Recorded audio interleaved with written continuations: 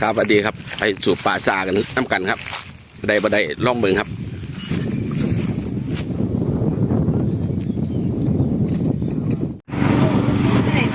บนยุลม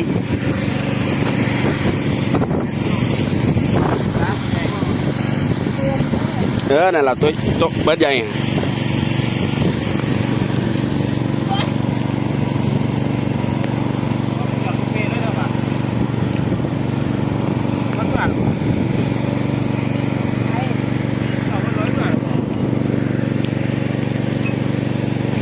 โอ้ยอย่างที่อย่างกันเจียวเลยต่อ2 คน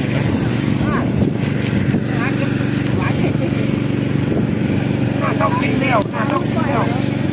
น่าจะก้อนแล้วไปเก็บปลาควันนั่นตัวใหญ่อ่ะแล้วกินเยี่ยมหมายไม่ปล่อยที่แม่หมดไปเดี๋ยวใส่แบบนี้กี่ทีก็จะวิ่งขับไม่ไว้เย็บเป็นหันละบัดพอที่เดินกินพอที่เดินนั่น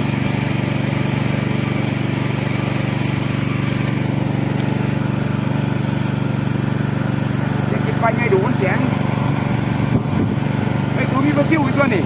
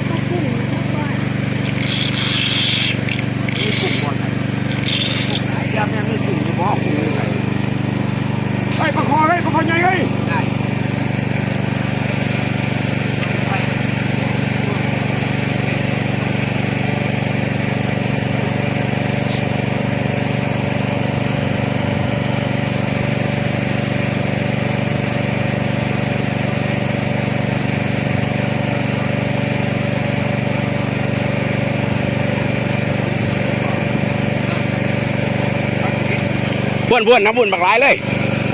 นี่ข้างหลังสอนเอาข้างหลังเลยซบลบอยู่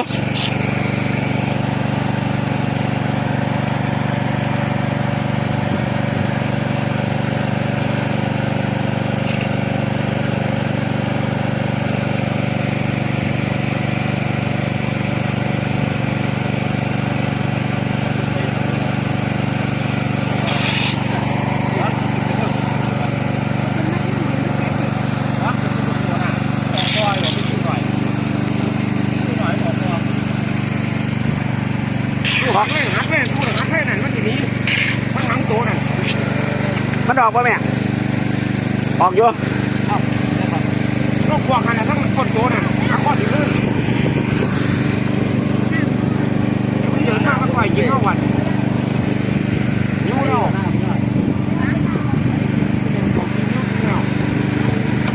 ก็ทีนี้นะหักข้อเลยตัวน้อยๆนั่นโอ้ยตีอยู่หันละคอยอยู่หันโอ้ยกินโตเลยนะนี่ขอลูกหันพอเมียนั่งนี้แล้วพอมึงกินคุณแล้วเอาไปโต๊ะคุณเมียน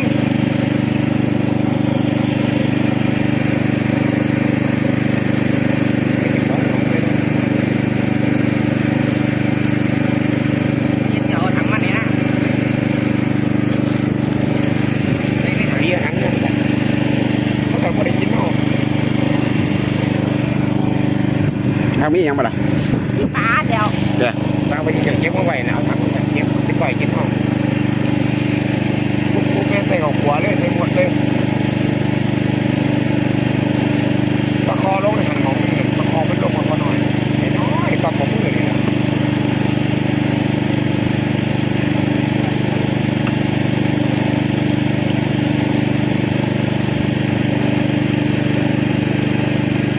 เก็บ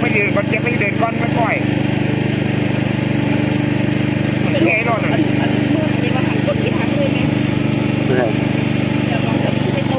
ดี๋ยว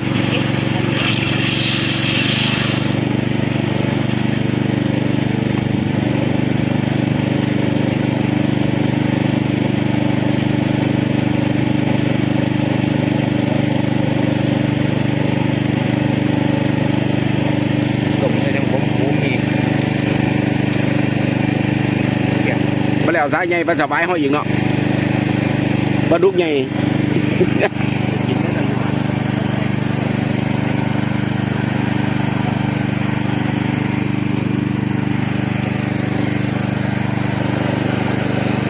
เนี่ยเอาไปล่องไหมอีก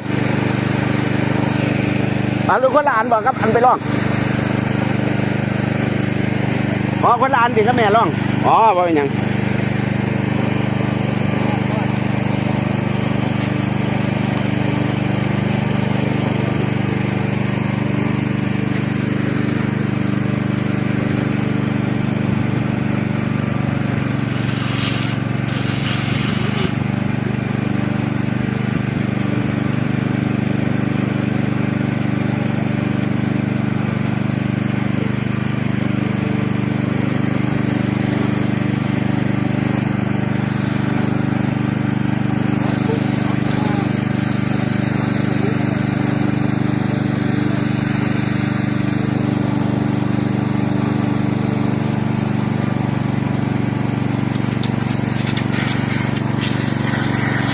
น้ำบกระบาดนี่ปลาอยู่ไสเนาะมีตัวใหญ่จับหัวไปเห็นหาง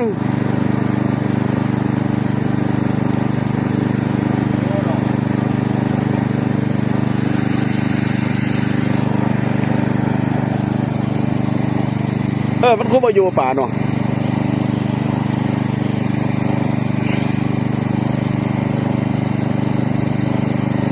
ครับหน่อยไลฟ์เดี๋ยวจะได้เบิ่งไหมครับครับสวัสดีครับครับน้ำก็เริ่มบกแล้วครับบาดอีก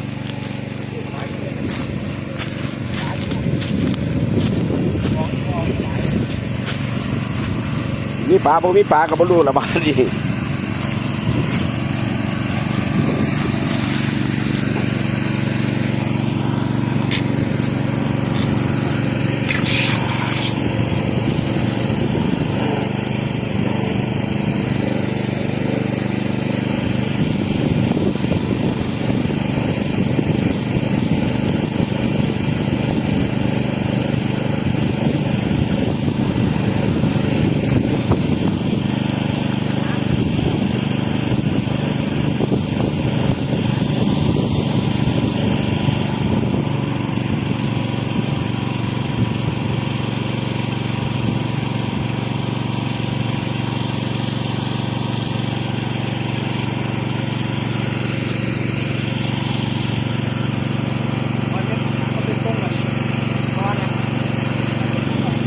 แอดเฮ้ยต้องขึ้นไปตรงคอยเนี่ยให้ไปเที่ยวหน่อยมันลง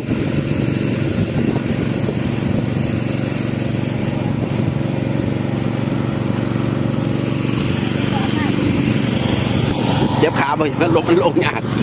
เจ็บขาลงยาก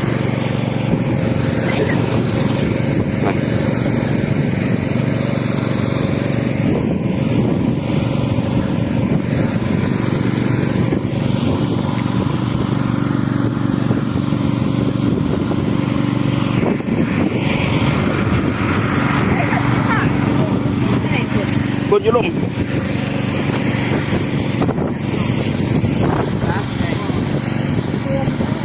นั่นแหละตัวเบิดใหญ่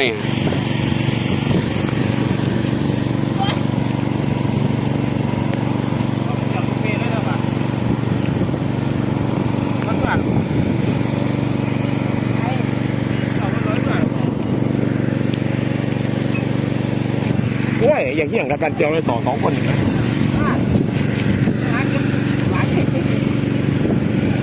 ต้องกินเลี้ยวต้องกินเลี้ยว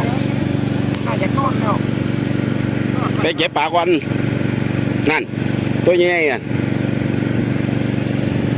แล้วกินเยี่ยมหายไปก่อนที่จะหมดไปเดี๋ยวใส่แต่วิ่งตีก็จะวิ่งคำใหม่ไว้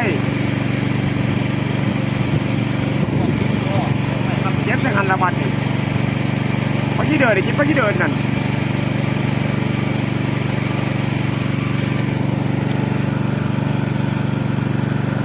จะกินไปไงดูมันแข็งไอ้ตัวมีปลาซิวอีกตัวนี่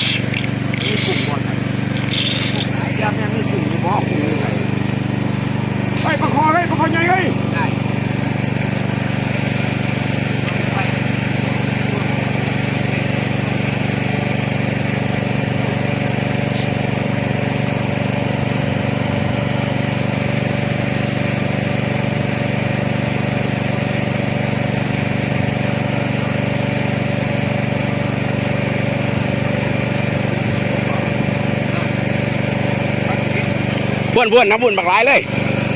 นี่ข้างหลังสอนเอาข้างหลังเลยซบลบอยู่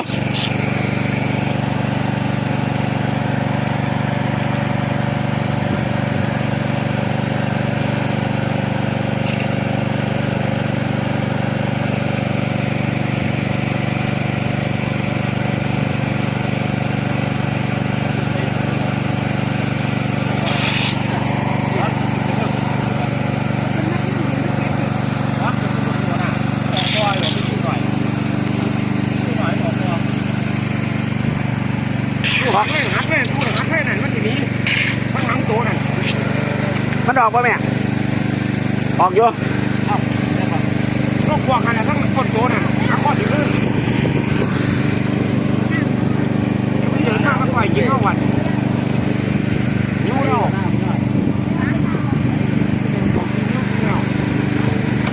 ก็ตีปีนะหักข้อเลยตัวน้อยๆนั่นโอ้ตีอยู่หันละคอยอยู่หันโอ้กินตัวนั่นนะนี่หมดลูกหันตรงนี้ทั้งนี้แล้วผมกินคุณแล้วเอาไปโต๊ะคุณเอ็น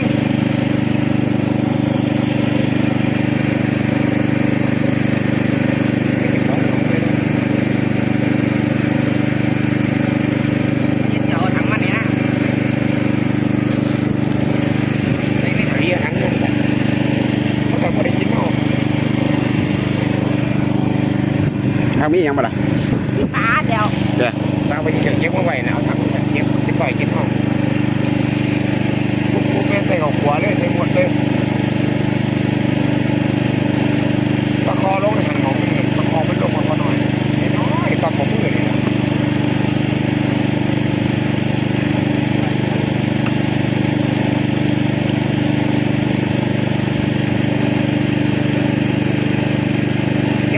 เก็บไปเดินก่อนไม่ปล่อยมันไงรอดน่ะ มือนี่มาหันก้นกินหันเลยไง ไม่ใช่ เดี๋ยวลองกับพี่ไปต้ม เดี๋ยว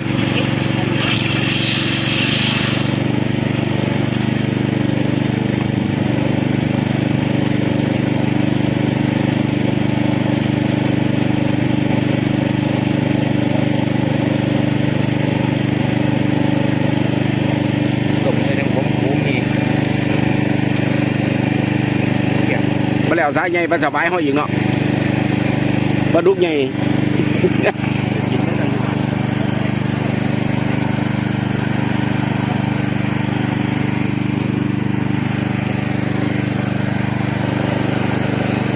นี่ยเอาไปล่องไหมอีกลูกคนละอันบอกครับอันไปล่องอ๋อคนละอันดิครับแม่ล่องอ๋อว่าเป็นยัง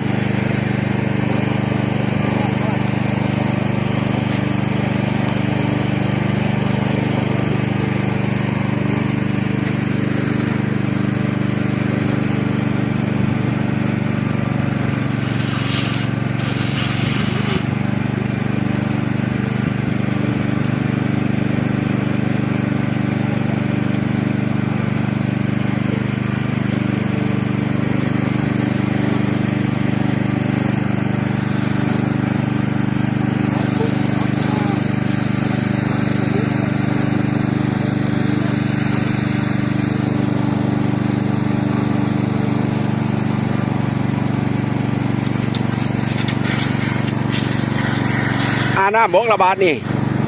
ปลาอยู่ไสเนาะมีตัวใหญ่จับหัวไปเห็นหาง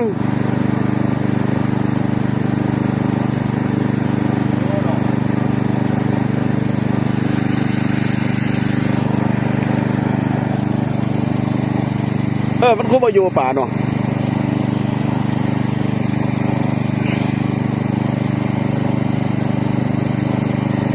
ครับหน่อยไลฟ์เดี๋ยวจะได้เบิ่งไหมครับครับสวัสดีครับ